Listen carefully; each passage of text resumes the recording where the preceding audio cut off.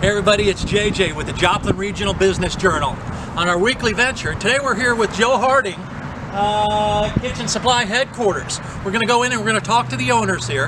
You ready to follow me? Come on in.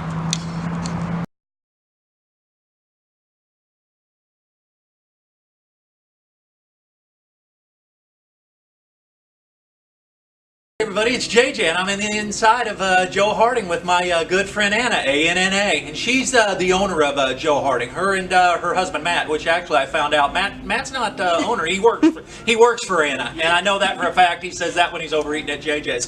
But we're talking in Joe Harding, and first thing I want to know, and I know you guys want to know, is who's Joe Harding?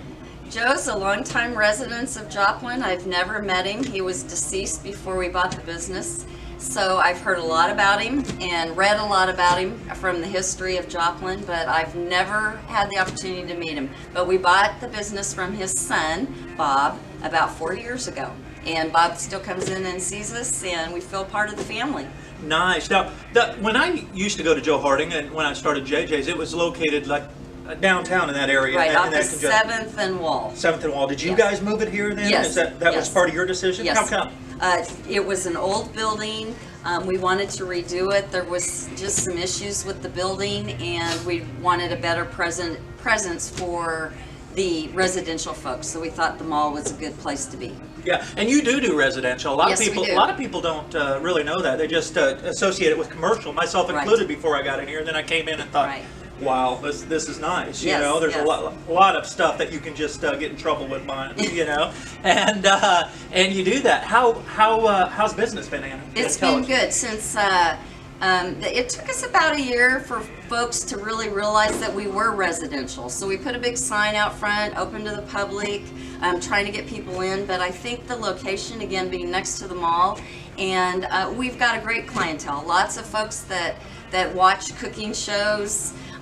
They'll come in and ask us if we have a unique thing, and if we don't, we usually get it.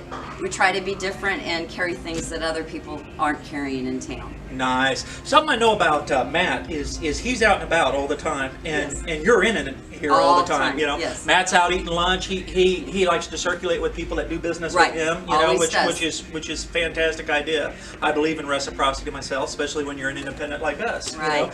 But you guys obviously got some team that works together, and we've the funny part is you're the third husband and wife in the third series that's owned it. The first time we did the Hinkles, and then we went over and did Cupcakes by Liz Right. and Liz and Jim, and now we're with you and Matt. You know, Yeah. how do you guys work in business together? We stay very separate. Okay. I stay in the back, Yeah. and am in charge of all the small wares, and I work closely with Angie, and we work for residential and just the small wares that any hospital or residential areas and work closely with Angie. We do all the purchasing for the small wares, so that we can have it for residential folks or hospitals, schools, resting homes, whatever it may be. And Matt stays up front, and he works with all the large equipment and big bids like that. So we keep it as separate as we can, and we actually don't even see each other that much during the day. Well, that works well. Yeah, I it works guess. good. What? Yeah, now it's a certain niche. Have you guys been in business before? I mean, or was this a leap of faith? This was a leap of faith. We had never been in a business like this before. We had had a few small businesses in the past, but my background is I graduated from Pitt State in the 80s with a printing degree, and so I'd been in the printing industry and manufacturing my entire life. And Matt and a good friend of his started a business that was actually it was a technical business where they were fixing the large equipment in the restaurants, refrigeration equipment. And so we had this opportunity, thought, why don't we just sell what we're fixing? So we kind of merged those together and ended up with all this inventory, and now we fix what we sell. Yeah, that's like Green Yates. I mean, there's a lot to be said for servicing what you sell Right. instead of buying from a big box and and good luck. You know what I'm saying? Right. Or on the internet. Or on the internet. Right. You know, and I've made that mistake before. Yes. You know, I know I've made that mistake. It's fine. You might save some money until it breaks, and then you're sorry you bought it. And then you are sorry. Yes, you're sorry you bought it. Or that it comes in. It might come in broken, and it's hard to get that replaced. Yeah. Yeah. That's fantastic. What have you learned then in your 4 short years here? Retail. You know? Okay, tell me. Good luck. I'm a manufacturing girl.